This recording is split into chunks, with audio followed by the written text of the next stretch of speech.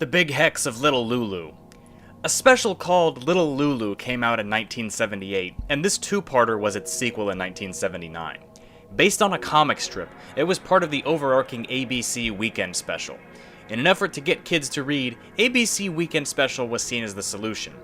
Not sure how, since if you're watching TV, that's time spent not reading, but whatever. While the story is basic, just about Lulu trying to start a hockey team and raise funds for it, what else can be expected from a late 70s ABC television thing? Re-airings were scarce, since the copyrights were a complete mess to try to figure out. So the Big Hex of Little Lulu was sort of just fading away until it became lost. There have been some promos that have been uncovered, but actual footage of the special is very difficult to find. On the next weekend special, Beware the hex of Lulu. Lulu is about to change Tubby's life. Are you kidding? You'll lose your appetite. Yeah. This stuff tastes awful. You're going to crash. Can Tubby escape? The Big Hex of Little Lulu.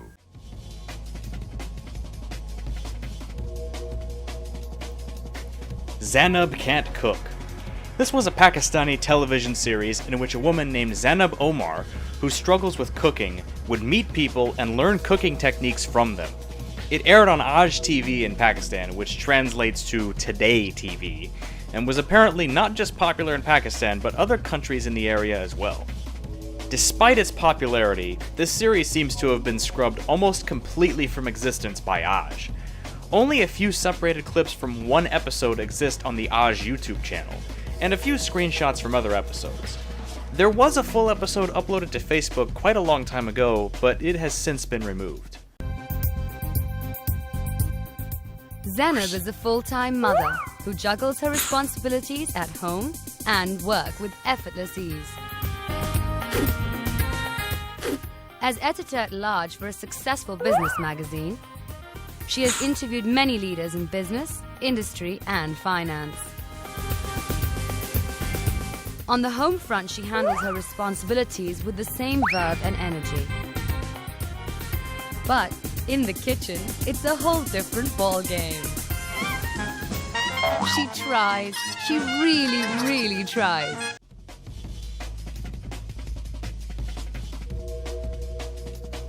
Ain't Life a Beach? If you're unaware, media members often get things called press kits, which are basically materials that give them information about a television show, or really anything, to help them cover it better.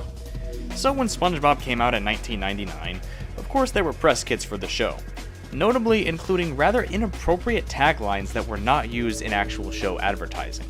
These press kits became known as the Ain't Life a Beach press kit, for a sticker included within that displayed that phrase. Press kits are almost never preserved, especially from as long ago as 1999. The only reason this is even known about is an eBay listing, which is where the existing photos came from.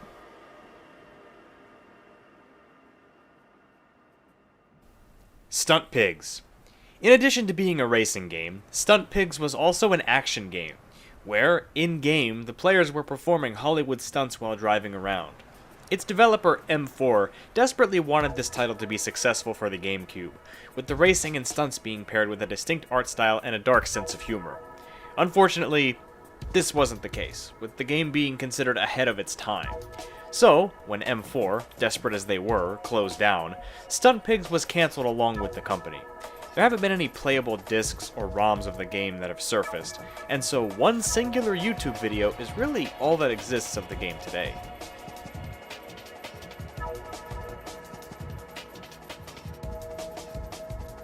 Halo Chronicles.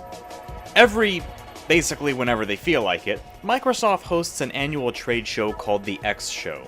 At the 2006 event, Halo Chronicles was announced, which was basically an interactive storytelling which was more similar to a movie than any other Halo game.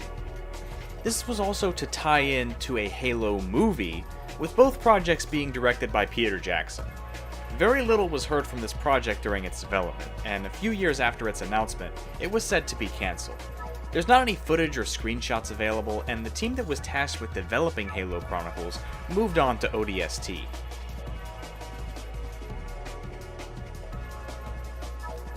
Shengi Tonic Wine. In the 1950s, 60s, and most of the 70s in China, advertisements were scarce, despite not explicitly being banned. With this being the case, the first real television advertisement in China did not occur until well after the death of Mao, and even that is pretty much an oversimplification of what really happened. But without too much of a history lesson, in 1979 the ad for Shengyi tonic wine aired during Chinese New Year.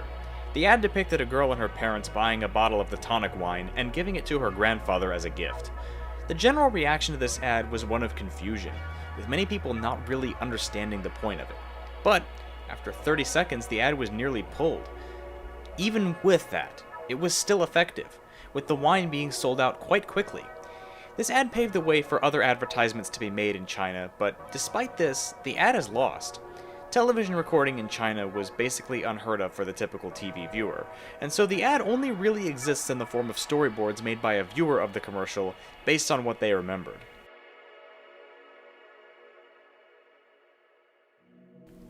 Memory Game. This 1971 game show was hosted by Cardinals catcher Joe Garagiola and was created by Jeopardy creator Merv Griffin. The format of the game was that the contestants were given booklets with all the answers to the questions for that round within. They were given a certain amount of time to look at the booklet before it was taken away, and then each round the questions from the booklet were asked in a random order. For some reason that I'm not quite sure of, all the contestants on the show were women. Because sure, I guess they think women can only win a game show if you literally give them the answers to the questions beforehand. Jokes aside, whatever the reason was, the game show didn't last long. The show wasn't ever aired in reruns, so when a YouTube user uploaded an audio episode to his channel in 2022, that was literally the first time anyone heard any audio from this show in public since 1971.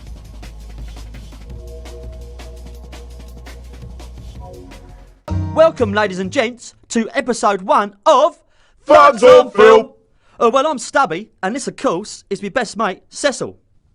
Hello? On tonight's show, we'll review the most anticipated film in years, Star Wars Episode 1, The Phantom Menace. Thugs on Film. From 1999 to 2001, Thugs on Film was an animated web series. The series focused on two movie enthusiast English criminals who comment on famous movies and crack jokes in their reviews of these movies. Each short also had an interactive quiz about each movie at the end for some reason. The Flash animated series was available on the internet weekly from 1999 to 2001, but hasn't been fully preserved. There's quite a few episodes that are found and available to watch on different platforms, but not all of the found episodes include the quizzes. About half of all the episodes are available to watch on YouTube, with the rest being lost, and one episode from 2000 being incomplete.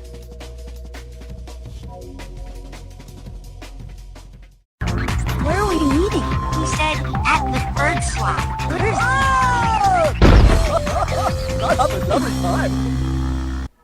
Cartoon Network City Era Bumpers. When it comes to Cartoon Network bumper styles, it's often divided into eras, and the era that is possibly looked at the most fondly is the City era. Basically how a lot of these would work is that they were skits with characters from Cartoon Network shows that take place in, what else, a city. There's been quite a lot of dedication from people to archive these, with most of them being found. But with the sheer volume of these pumped out by Cartoon Network from 2004 to 2007, finding them all is still a difficult task. Part of the problem is the unsure number of them that were even made. The later ones from 2006 to 2007 were especially difficult to find, and are believed to not all be accounted for.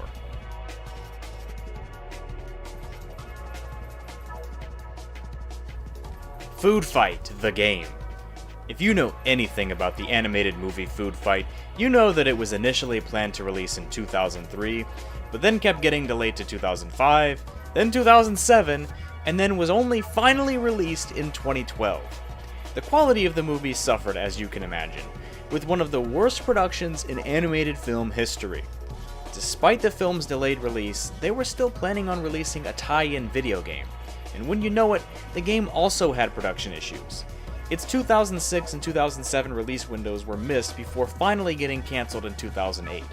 The game was apparently shown off at E3 2006, and there is even rumored to be an earlier 2001 build of the game, but this isn't confirmed. All we know is that you can't play it, and even if you could, it probably wouldn't be any good.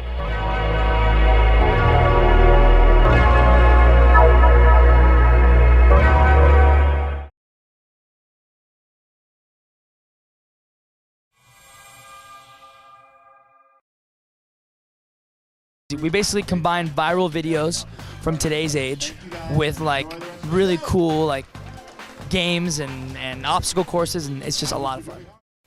Webheads. This 2014 and 15 Nickelodeon game show was rather forgettable in the context of what was airing on the network at the time. Hosted by Carlos Pena from the earlier Nickelodeon show Big Time Rush, the show focused on contestants completing tasks and challenges related to viral videos. These challenges ranged from guessing what happens in a video to guessing how the audience ranked a set of videos from best to worst. In total, during its short run, the show aired 40 episodes. A good majority of these episodes are still available to watch, and in fact, just recently 3 episodes of the show were found. Today, only 6 episodes of the show are lost.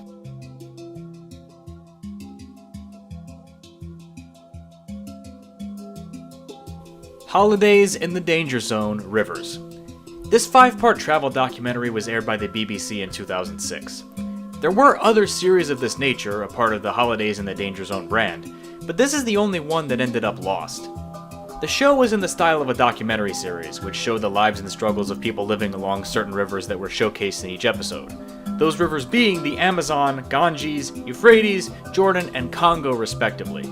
While the BBC does have a transcript of the first episode available, any actual footage or audio is nowhere to be found, though there is a good amount of photos from the series available.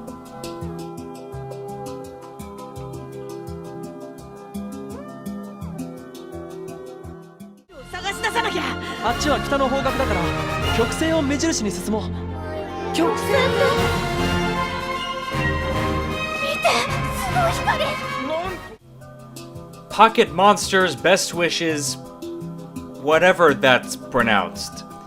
The title of this short translates as Celestial Globe of Light and Shadow. The short was shown at planetariums in Japan and uses characters from the 5th generation of the Pokemon TV series. The plot essentially boils down to Team Rocket stealing Pikachu, ultimately leading up to him and his companions following them to some ancient ruins.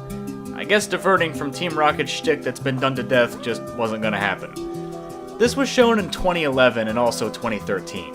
These planetarium shorts from Pokemon typically don't see any public release, and neither did this one, despite being more notable for being fully animated, using 2D elements for the characters and CGI for the backgrounds. The only material available today is a trailer uploaded to YouTube.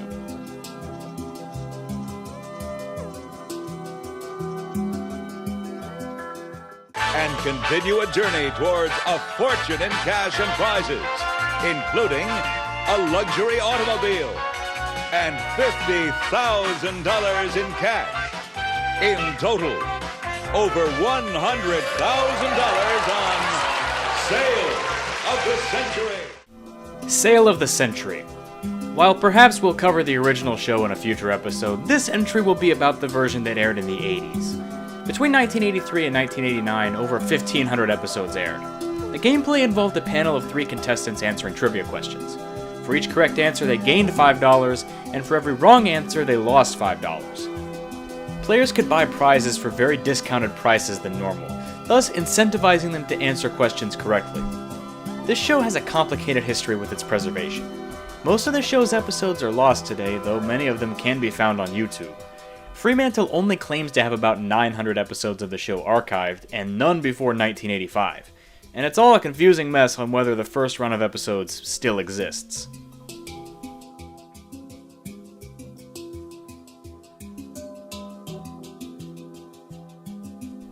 WCW NWO Whiplash. Like the other Gamecom games we've discussed on this channel, this one would have likely been of poor quality as well. This game reportedly had multiple modes, one where you could compete for the heavyweight title, and another quick play mode where you could play individual matches. While other WCW games have been cancelled in the past, this is probably the most elusive due to the obscurity of the hardware on which it was to be played. The game was advertised and shown at trade shows throughout 1999, but ultimately due to the failure of the Gamecom, the game was cancelled. Because the game was shown at E3, a build of what the game would have looked like likely exists, but its whereabouts are unknown. Only one screenshot survives today.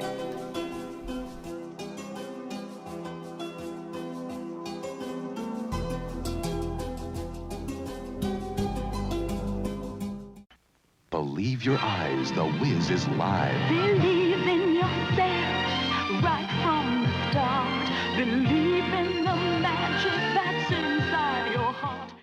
The Wiz.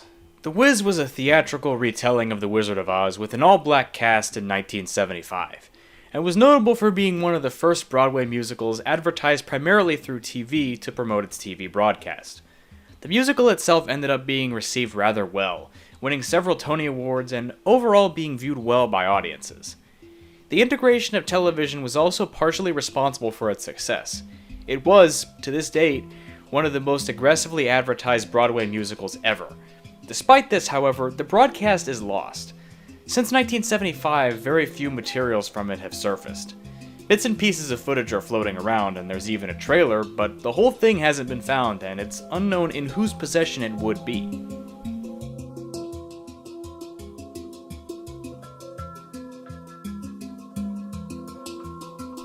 The Brothers Grunt. This rather infamous cartoon aired on MTV in the mid-90s, and through its use of grotesque designs and imagery that's frankly difficult to look at times, it often drew comparisons to Ren and Stimpy and Ah Real Monsters. The show wasn't a success. The low ratings caused the show to get canned after 35 episodes. Allegedly, there were 10 episodes that were produced but never aired, and 6 of them have been found fully, with 1 additional episode mostly intact. Supposedly, there are 3 episodes yet to be found, but these 3 episodes aren't confirmed to exist. If they don't exist, then only one part of one episode of the series is lost. If not, it's difficult to know when the 3 lost episodes could be found and who would have them.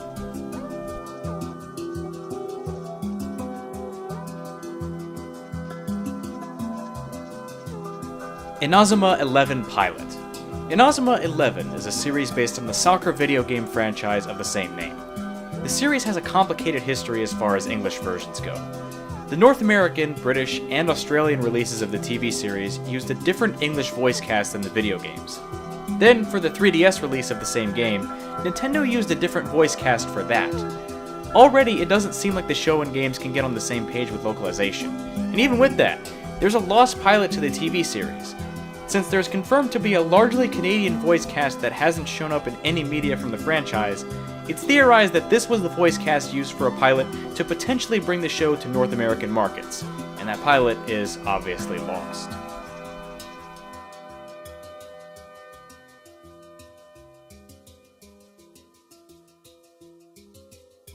Jeopardy! Barbara Lowe episodes.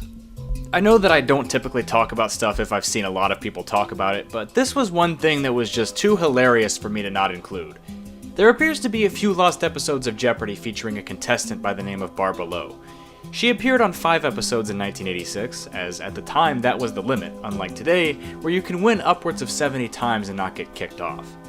This contestant wasn't invited back for the Tournament of Champions, after it was discovered that she had violated eligibility rules for the show. Having previously appeared on multiple other game shows and even appearing on Jeopardy with a fake name, she didn't receive the money she won in the game, rumored to be about $35,000. She would often fidget behind the podium and argue with Alex Trebek about her incorrect answers. As a trivia host at local bars, it doesn't surprise me, that's a type of person that's fairly common. And while she claims her quirks were due to a case of gastroenteritis, it wasn't convincing for many people. And her episodes haven't been rerun since they originally aired, leading to most of the footage being lost.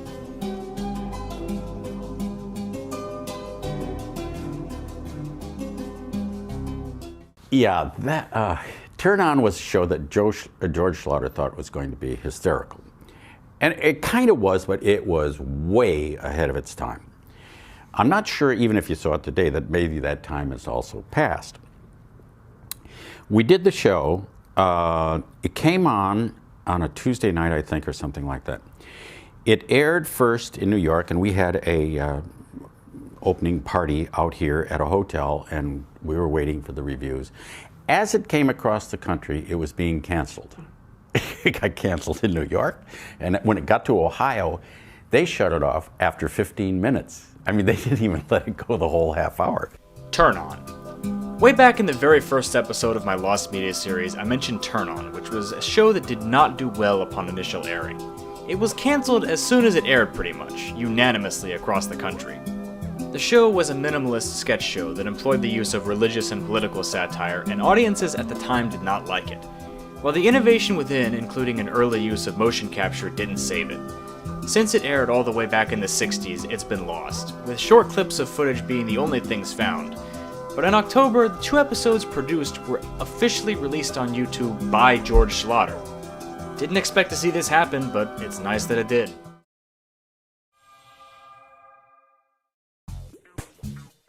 Wizard of Oz Sing-Along. On Turner Classic Movies in 2002, a special sing-along edition of the 1939 classic film The Wizard of Oz aired. This edition would have interstitial segments hosted by Robert Osborne and the Powerpuff Girls. No, I am not making that up. As fever-dreamish as that might sound, it was surprisingly not that noteworthy, as these segments never re-aired, or if they did, it wasn't very often or recent. Really, the entire thing ended up being an advertisement though, as it was pretty much done just to promote the Powerpuff Girls' own movie. But I don't understand what Turner was even thinking, because the overlap for TCM and Cartoon Network's demographics is basically nothing. Only a few clips and some footage from a promo are available today, and it's unknown if Turner themselves have preserved anything. I do too know how to read. You're so lying. Cut it out! You're embarrassing me in front of Mr. Osborne. Robert!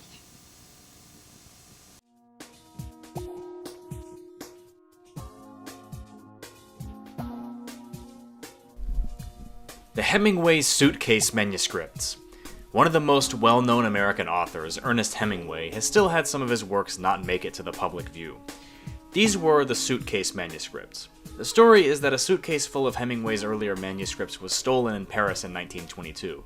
Hemingway believed he had copies of these works, and didn't initially sweat losing them, but those copies were also in the suitcase, which meant that a lot of those manuscripts of one of the most influential 20th century writers just vanished, before his career had really started.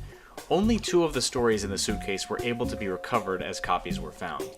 Hemingway divorced his wife after this incident, as her leaving the suitcase unattended was the reason it was stolen. Those manuscripts are some of the least likely lost media to ever be found.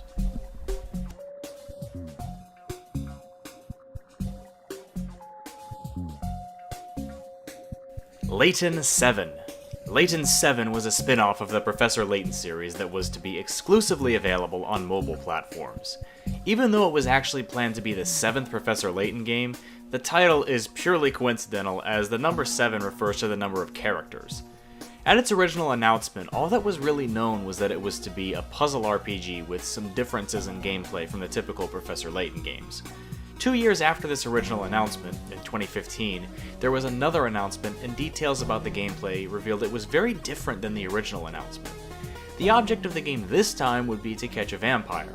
There would be a day-night cycle with different actions available in each to accomplish this. I'm skipping over a lot, but that's basically the gist. And in 2018, the website for the game was no longer available, suggesting the project was cancelled.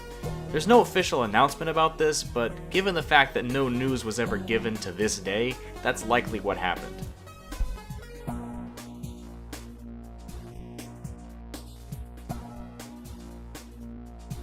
The Smell of Vengeance. Before the Grim Adventures of Billy and Mandy, there was Grim and Evil, a 22-minute time slot that Grim Adventures shared with Evil Con Carne, which was basically an entirely different show. One was clearly more successful than the other, so this arrangement only lasted 1 season before Billy and Mandy got the whole time slot to itself. With this entry, we're talking about the other show. The Smell of Vengeance is an episode of Evil Con Carne that is completely found in its altered version. Its original version was changed due to similarities to the 9/11 World Trade Center attacks. While a lot of shows just banned episodes for this reason, Evil Con Carne decided to keep the episode around and just change it. The episode shows a bird's eye view of a smoke-covered New York City skyline, and people jumping out of the World Trade Center, which obviously wasn't going to make it on TV in 2001. But it's still lost 24 years later, even when other 9/11 altered and banned episodes have seen releases in the decades since.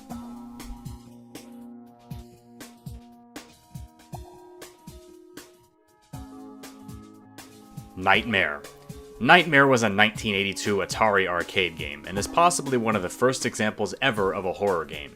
The object was to enter people's dreams and fight against their nightmares. Atari commissioned General Computer Corps to develop this game, but it was cancelled for unknown reasons. General Computer Corps actually existed until 2015 until being shut down, and did make quite a few games such as Crazy Otto, the template for what would become Miss Pac-Man. Nightmare was actually similar to Tron gameplay-wise, but never ended up being publicly playable in the arcades. It was playable at an expo, and so we do have some footage, but the game is still functionally lost.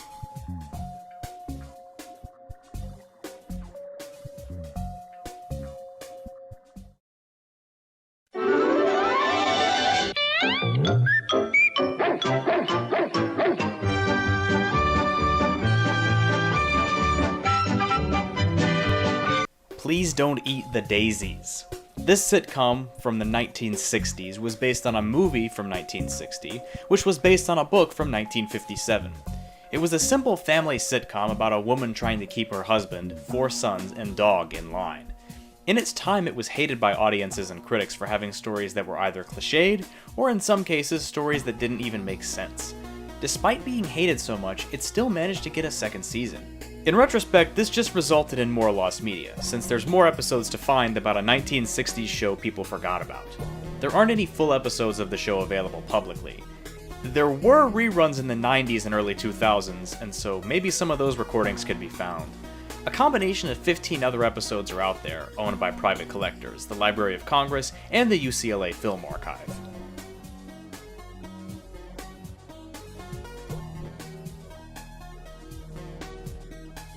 Wizardream. The 1980s movie Troll has an unknown spin-off that went unreleased, entitled Wizardream.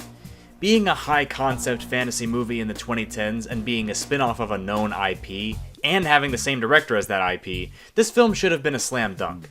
It wasn't, however. The movie's production was finished by 2013, while the movie's social media accounts were promoting it until 2016, suggesting there still was intent to release the movie long after it was finished.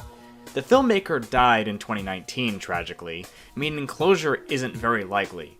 While IMDb says Wizardream was released in 2021, I found no evidence of a release actually happening then or at any point.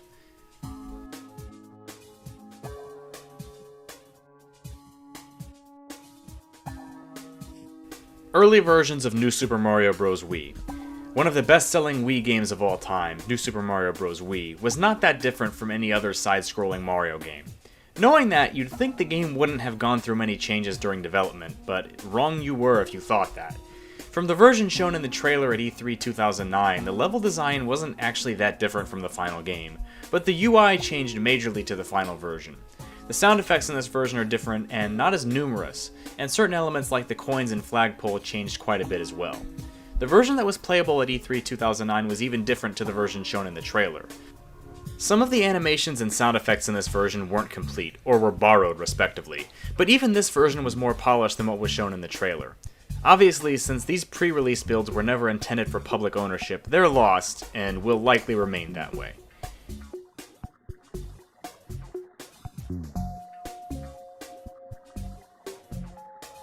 One Piece crossed Star Wars. To promote the One Piece Gold movie, One Piece did a collaborative short in Japanese movie theaters. That short was played before screenings of The Force Awakens, and showed the cast of One Piece dressed up as Star Wars characters going to see The Force Awakens in a theater. The short caused controversy when it was in theaters, as Japanese audiences just viewed it as a cash grab, and after 2015 it pretty much became forgotten. There haven't been any uploads of the short on the internet, and the short hasn't been released officially in any way. Seeing as it was a simple short that aired before a movie, it wasn't exactly designed for long-term viewing, so it doesn't seem likely that this short will ever be viewable again.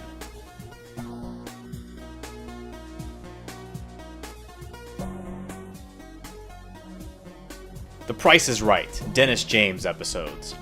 From 1972 to 77, the syndicated version of The Price is Right was hosted by a man named Dennis James.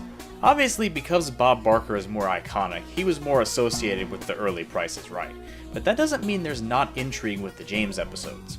There was a notable incident, for example during the Cliffhangers game. James called the mountain climbing character Fritz at one point and said, "There goes Fritz," which caused one of the models to run off crying, as her husband named Fritz had disappeared while climbing a mountain in Afghanistan. James apparently didn't know that happened. That incident was often cited as the reason James didn't continue hosting, but really, his contract just expired. Bob Barker was a big reason for James' episodes to not be aired in reruns, as the fur coats given away on the show conflicted with his advocacy for animal rights. These factors, when put together, led to an overall forgetfulness in the public about James's time hosting The Price is Right.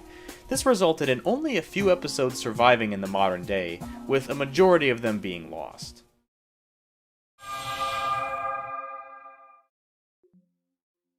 Aerocross.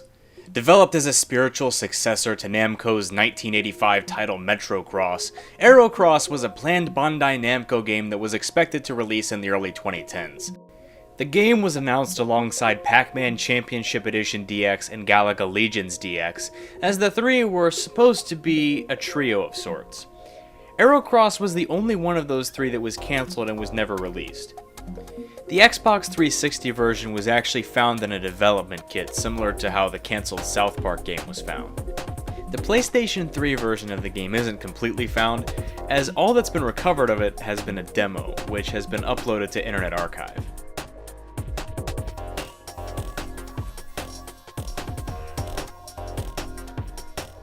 Hey guys, Nick Gamer here. Want to learn how to carry a tune? Sorry, I meant cartoon. The SpongeBob Cartoon Creator puts you in the director's chair where you can create your own Bikini Bottom scene. SpongeBob Cartoon Creator. This was a flash game on Nick.com that was available from 2008 to 2013. It was a limited way of creating your own scenes with the SpongeBob characters and backgrounds. There was a choice of 27 backgrounds and obviously the user's choice of whichever characters they wanted to be in the scene, which could perform whatever actions the user wanted. Actually, now that I'm talking about this, it might be more appropriate to call this a tool than a game. Users actually were even able to share their creations on Nick.com, sort of like Happy Wheels. The Netherlands had access to this tool the earliest, it seems, as an English version didn't pop up until late 2009. Then all of a sudden in 2013, when users would boot up the SpongeBob Cartoon Creator, all that showed was a message saying it was unavailable, and that it'd be back soon. Soon, in that case, meant 2017, with an updated version of the Cartoon Creator appeared back on Nick.com. Unfortunately, it was a bare-bones comic creation tool without fully fledged animation like the first one had, and it also lacked the ability to be able to share your creations. Now, certain aspects of the Cartoon Creator are archived, but are not completely functional.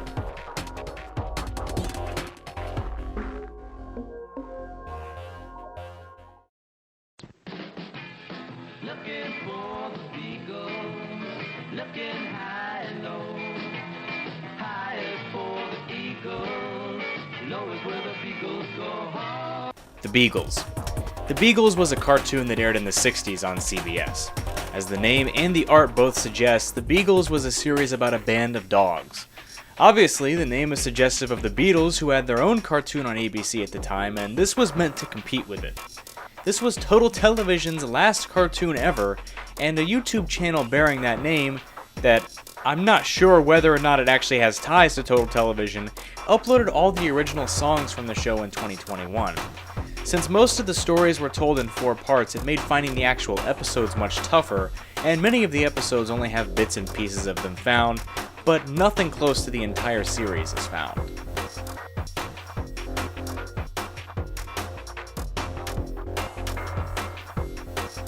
Mario Takes America. Some of the worst Mario games ever where Mario is missing in Mario's Time Machine, but then, as well as those terrible games, there's also Hotel Mario for the Philips CDI, which is also considered one of the worst Mario games, and a meme. No. And so, when you combine edutainment with the jokes for games that were the Nintendo CDI titles, what do you get? Mario Takes America. The game, of course, involves Mario traveling across America with actual video footage combined with 2D sprites, which couldn't have been a good effect. Because the game used so much memory, the game didn't perform well, and it was shelved after the developer went bankrupt. Quite hilariously, if the developers couldn't get the license to use Mario in the game, they had already built assets of the game with Sonic the Hedgehog just to use as a backup.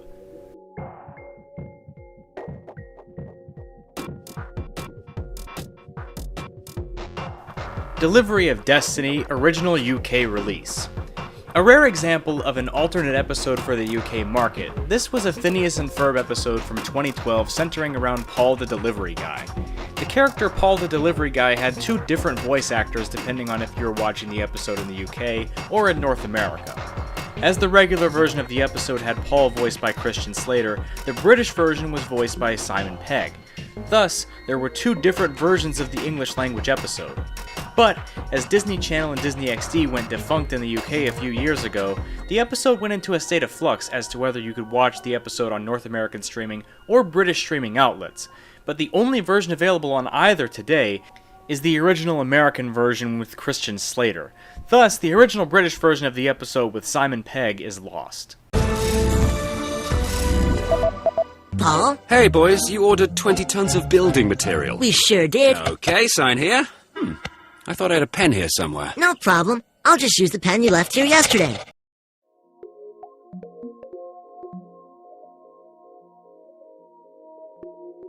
Wii Fit Body Check Channel. The Wii Fit was a fad that was still rather innovative, as it wasn't really something a major video game company had tried before, or since to be honest. In Japan, however, the Wii Fit had a feature that the rest of the world never got. That is, the Body Check Channel. This was a way for doctors to perform checkups on users remotely, giving the users a set of instructions and then sending the data to the user's doctor. If you wanted to use this, you couldn't just download it from the Wii Shop channel whenever you wanted. You had to be issued a download ticket by a company, which set the user base at an incredibly low number. Now, this Wii channel has connections to the DS game Personal Trainer Walking, but it was only to measure how much the user had walked. If you're lucky enough to have the Wii software, only the main menu is accessible today.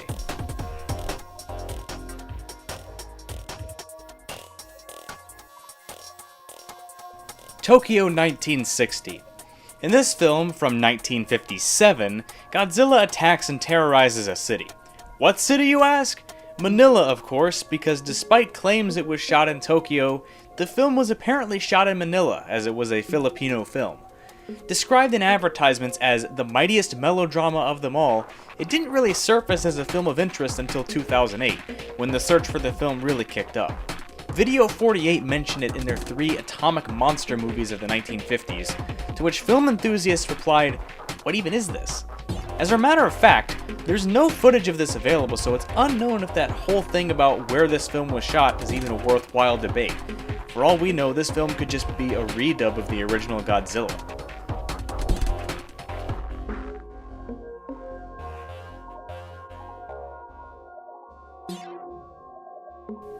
JonTron Lost Videos.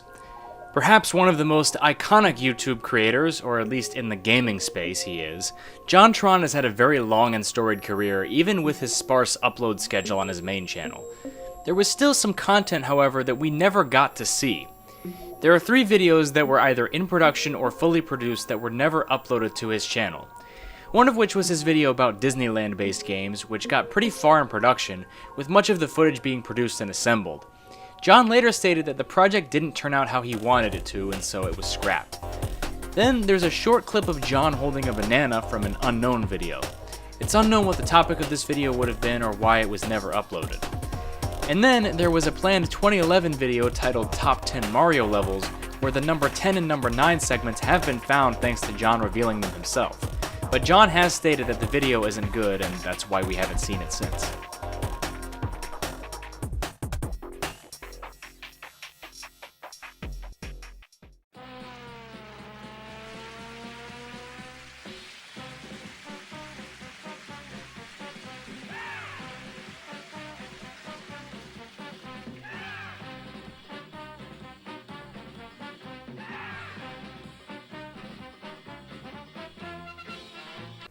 You can't do that on television. This was quite an influential show for Nickelodeon, despite not even being a Nickelodeon original, as it cemented the sketch comedy genre on that network, but it also introduced what would later become Nickelodeon's trademark slime. But You Can't Do That on Television was actually a Canadian show, and each episode would have its own theme, which was rare and innovative for sketch comedies at the time. One oddity of this show is that each episode had 2 versions up to season 2, an hour-long cut and a half-hour-long cut. After the show was edited for syndication, the hour-long episodes became much more rare finds, and as a result, many of the hour-long season 2 episodes are lost.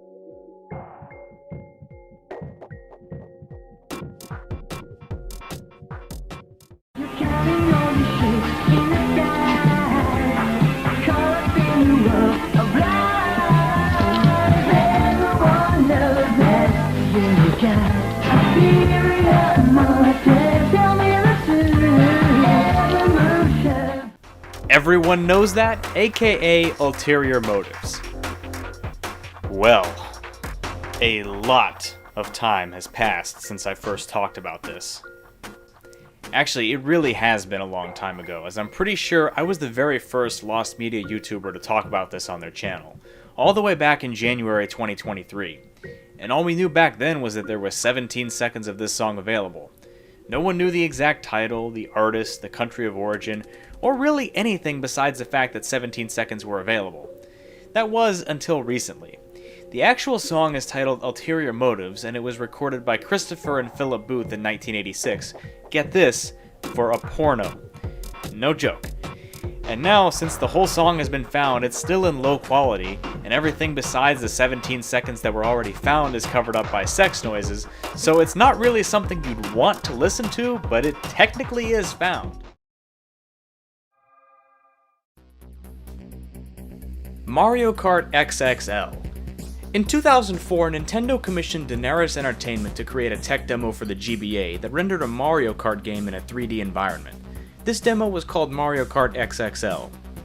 The demo was very fundamental and essentially consisted of Mario driving around a 3D rendered flat projection of Peach Circuit from Mario Kart Super Circuit. Camera control was also implemented, which to my knowledge has never appeared in a Mario Kart game outside of this demo. It's unknown what this demo was used for, although the date may offer a clue.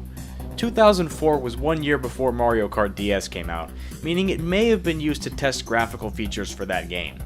A video exists online of the demo in action, and the only known cartridge to exist has changed hands multiple times.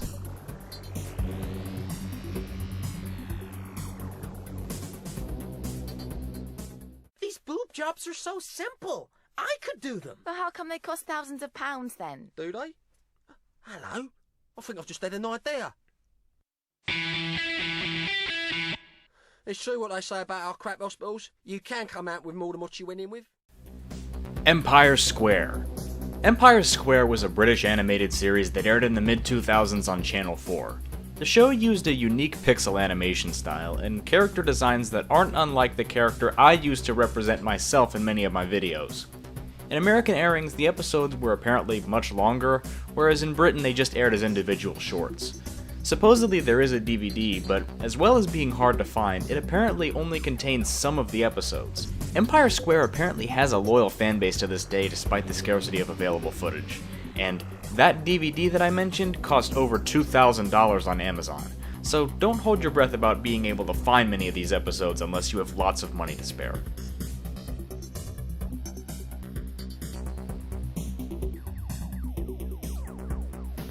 Hollywood Squares Pilot. Hollywood Squares is quite possibly one of the most iconic game shows of the 20th century, up there with Wheel of Fortune and Family Feud, with a panel of 9 celebrities helping contestants answer trivia questions. Most people know Peter Marshall as the host, but actually 2 pilots of Hollywood Squares were made before he was even cast. The first pilot was hosted by actor Burt Parks, who is known for hosting the Miss America broadcasts. This pilot is available on YouTube, albeit in low quality and black and white. The other pilot, however, is lost, and very little is known about it aside from supposedly being hosted by Sandy Barron. Very few sources even acknowledge the existence of the second pilot, with one of them being a book about the pilot where Peter Marshall mentions the other pilot. It's doubtful there's even any interest surrounding this search, especially with how few leads there are, as the hosts of both pilots died before I was even born.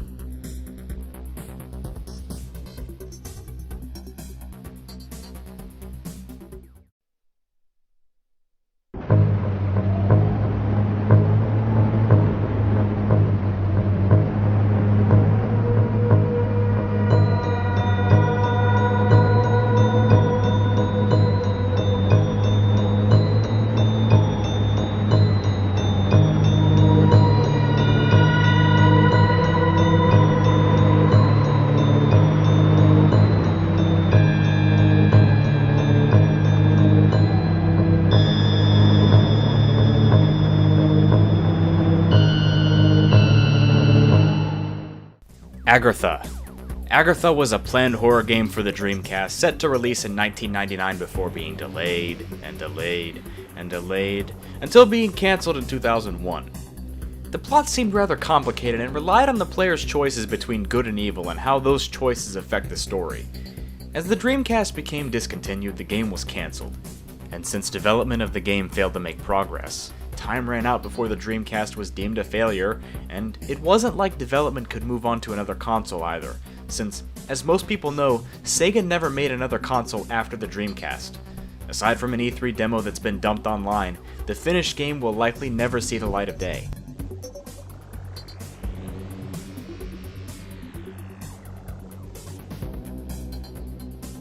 Mr. Bill's Neighborhood. This game for the Atari 2600 was based on the Saturday Night Live character of the same name and was set to release in 1983. That year is notable because it was the same year of the video game's crash, which sent the video game industry into a recession. Data Age, the developer, was known for releasing many licensed games that were glorified shovelware, as were a lot of licensed Atari games at the time. Data Age were in some financial troubles, and due to their previous games not selling well, they couldn't afford the licensing fees to the game, and the looming video game crash would have complicated things even more. While the game was completed, no cartridges are known to exist, and no ROMs have been dumped online.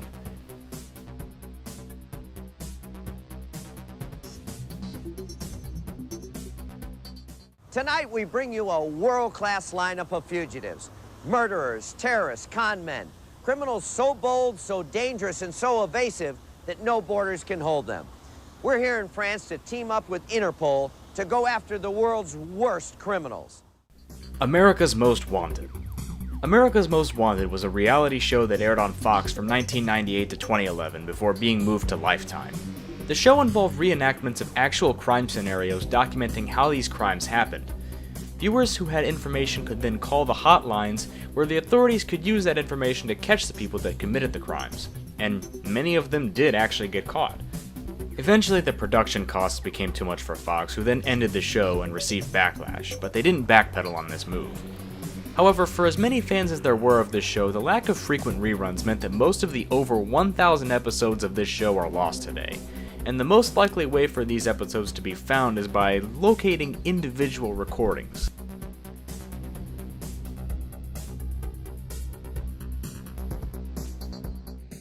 Work together to defend a bright and shining future for the children of Rockingham County. Yeah, I'd actually feel safe with a guy like Chris on the school board. At least with a guy like that, you know he ain't gonna be banging the teachers. WebJunk 20. WebJunk 20 was a 2006 VH1 series hosted by Patrice O'Neal, then Jem Brewer, then Aries Spears. The idea was to comment on and joke about internet clips, as was becoming common for a lot of shows around the time. Another show I've talked about on here, Online Nation, would try this very same concept only a year later. WebJunk 20, although being cited as the inspiration behind shows like Tosh.0, wasn't preserved very well and saw almost no reruns on VH1 after 2006. And due to copyright issues with the clips featured, a home media release was never in the cards. As a result, various sporadic clips can be found online, but this is only a small percentage of the show.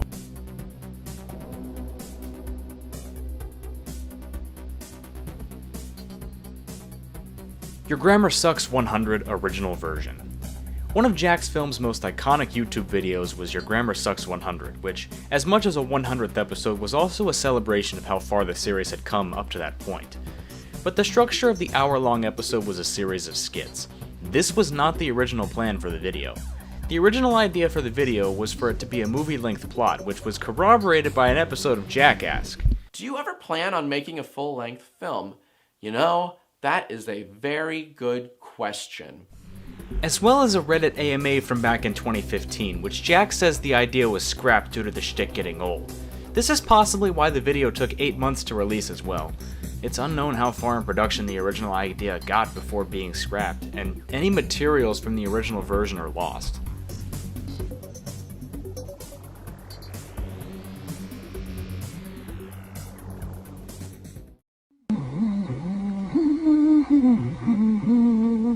You know, Maggie, this is my favorite time of the day. Just you and me making a hearty breakfast for the rest of the family, stoking their little furnaces for the busy day ahead. The Simpsons pilot. The precursor to The Simpsons, the Tracy Ullman shorts, are iconic in their own right, being known for jump-starting one of the longest-running TV shows ever. However, once The Simpsons got spun off from the original shorts as its own show, a pilot was created. The pilot still used rudimentary versions of what the final character designs and art style would be, but it is still unmistakably The Simpsons nonetheless. The full pilot is rumored to be in the possession of someone, possibly Matt Groening or Fox. Only 5 minutes of available footage survived on YouTube, however. This episode would later turn into one of the episodes from the first season, so the same story does still exist with better animation.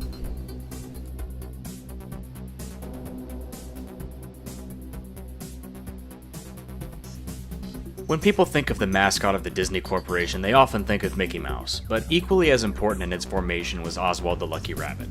The Oswald the Lucky Rabbit shorts were very important in making a name for Walt Disney, and the medium of animation was better for it. All the shorts featuring this character were produced between 1927 and 1928, and were revered for their more ambitious humor compared to other animation at the time.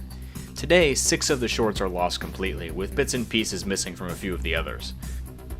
One of the found shorts, Poor Papa, was lost for some time before actually getting a release by Disney themselves. Because of this, the other shorts could see an official release as well, especially with the advent of Disney+.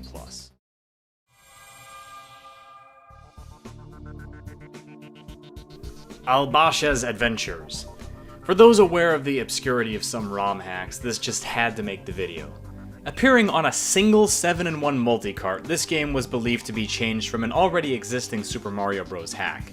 The sprites have also been changed for the various environments to have a more Middle Eastern theme, and for Mario himself to be dressed as a Pasha, which was a high-ranking official from the times of the Ottoman Empire. From that 7-in-1 multi-cart, the title screen shows this game simply as titled Mario in all caps, and clearly this hack was made either by someone from the Middle East, or made to market to that part of the world.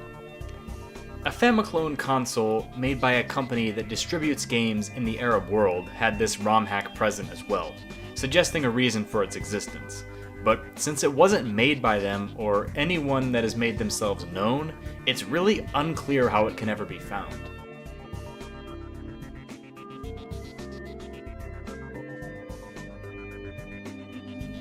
Spy Kids, deleted scenes. I don't think I have to introduce Spy Kids to you guys. It's a pretty famous film series. Apparently there were quite a few deleted scenes from the first film, and presumably the others, that didn't make it to any kind of public release. There was to be some kind of special edition DVD that had many or all of these deleted scenes on it, but nothing ever materialized. Director Robert Rodriguez has stated that the special edition DVD would contain all the scenes that didn't make it to the special edition movie in a 2005 interview, which was notably after the 2004 timetable where the special edition DVD was originally planned to release. Both times the special edition DVD was planned and set to release, it didn't, making these deleted scenes lost. Though you can see some bits and pieces online in the form of trailers, and one full deleted scene has been released, but the rest are unclear as to when or if they'll be available.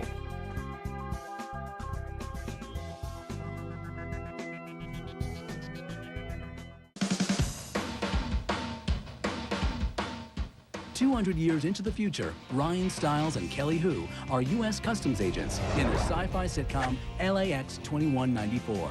Stiles is a bumbling, insensitive robot. How could you be so heartless? Oh, sure. Call me heartless just because I'm half organism, half machine, and don't actually have a heart. LAX 2194. This 1994 sitcom was set in the title year, which was 200 years in the future from its original production. Only a pilot was made before getting scrapped, and this pilot was very notable for starring Matthew Perry in one of the main roles.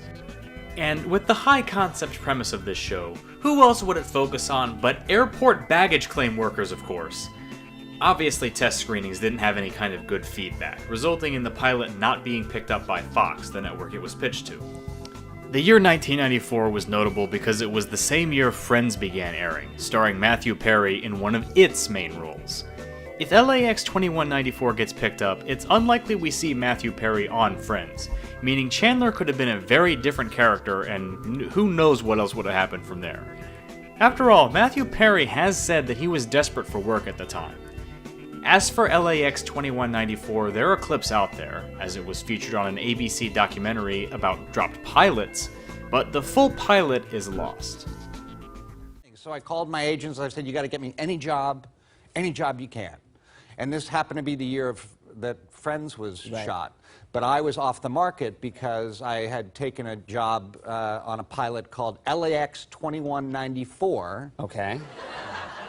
that was about baggage handlers at the LA airport in the year 2194. No. Yes.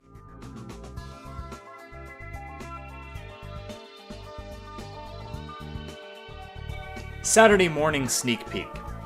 One time, in 1973, this special aired on ABC, and it had an interesting concept. Comedians Jack Burns and Avery Schreiber appeared alongside popular cartoon characters from the era, and previewed ABC's Saturday morning cartoon lineup. Some big-name voice actors were even a part of this, such as Mel Blanc and Dawes Butler. Because of the financial incentive for networks to gain Saturday morning programming, and thus steer viewers away from other networks, a preview showing the lineup would, in theory, entice viewers to come to ABC to watch their Saturday morning cartoons. But obviously, such a program isn't itself considered to be a huge deal, past the one time it would air, and so availability wasn't really thought about during production and airing. We're lucky that today, Avery Schreiber's son uploaded the first 15 minutes to YouTube.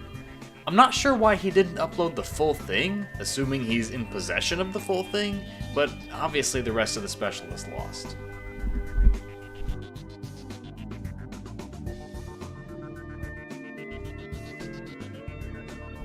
Bible 1999. The depths of weird cancelled NES and Famicom games seem endless, and this is one game from them that is definitely interesting. The game was planned to release in 1987 and never did for undisclosed reasons. What we've been able to uncover is a 2.5-minute long commercial for the game that outlines what the story would have been, and showcases the main characters. And we've also seen some screenshots that give small hints as to what the gameplay would have been like. Obviously from the title, it can be gathered that the game makes reference to and is themed after Christian and Jewish elements, the latter of which being most obvious in the form of a Star of David in the commercial. Just eyeballing the top-down perspective from the screenshots suggests similarity to Zelda games from the era, but of course since no playable build ever released or was leaked, this can't be verified.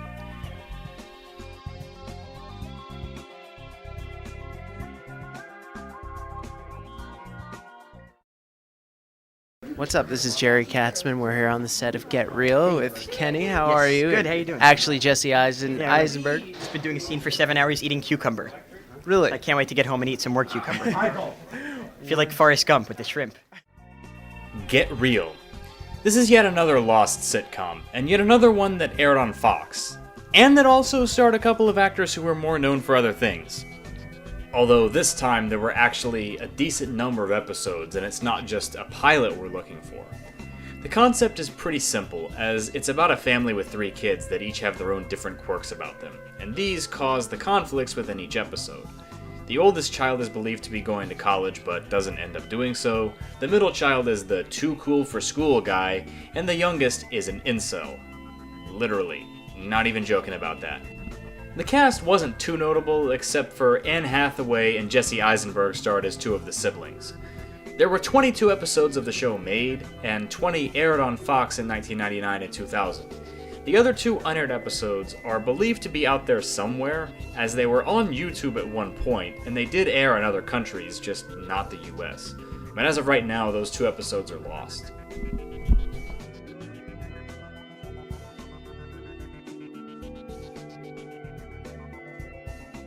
Scream 4 mobile game. To promote the movie Scream 4 when it came out, a mobile game released in 2011 for Apple and Android devices.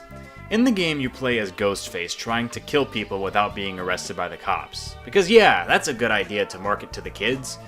It had a very put together at the last minute feel, as the game only had 3 levels, and none of the other actual characters from the movie appear in the game.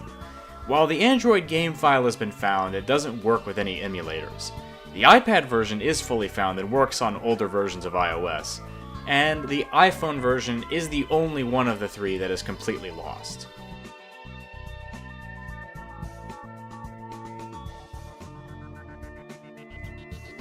Hyperscan Nickelodeon games. In 2006, one of the worst video game consoles ever made was released by Mattel. It required the use of cards that the console would scan and perform functions in-game, like selecting characters. The scanner didn't work half the time, the graphics were a joke in the era of the PS3, Xbox 360, and Wii, and the controller was barely functional. The console, needless to say, didn't last very long due to poor sales. and as a result, 2 planned games featuring Nickelodeon IPs were made but never released for the console. These were Avatar: The Last Airbender and a Nick Extreme Sports game. Not much information is known about either of these games, and it's unlikely we will ever see them in any kind of playable form.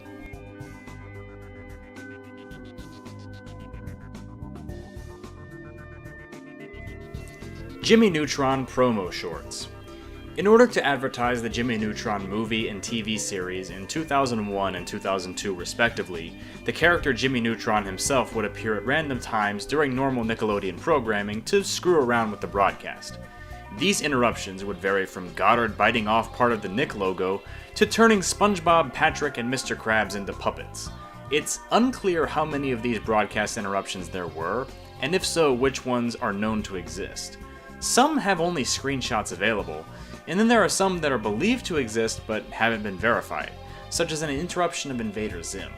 It's unlikely we will ever get any closure on such an obscure thing from over 2 decades ago.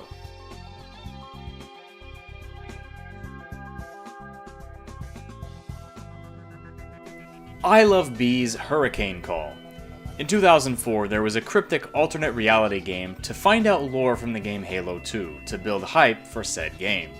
In the trailer, there was a hidden message that revealed the URL www.ilovebees.com, which began the ARG, and many cryptic things showed on this website that made little sense at first glance. It put on the appearance of a hacked beekeeping website, but as viewers went through the website more and more, with little direction, one aspect of the game was most mysterious. 210 coordinates showed up, for example, marking the positions of payphones, and at these payphones an operator would pose as an AI, asking callers questions to provide them with more information and clues. One call was made by a man during either Hurricane Ivan or Francis. Some sources say it was Ivan, some say it was Francis. Either way, the operator broke character and said to the man, "Dude, it's a hurricane. Put the phone down." And this recording is lost.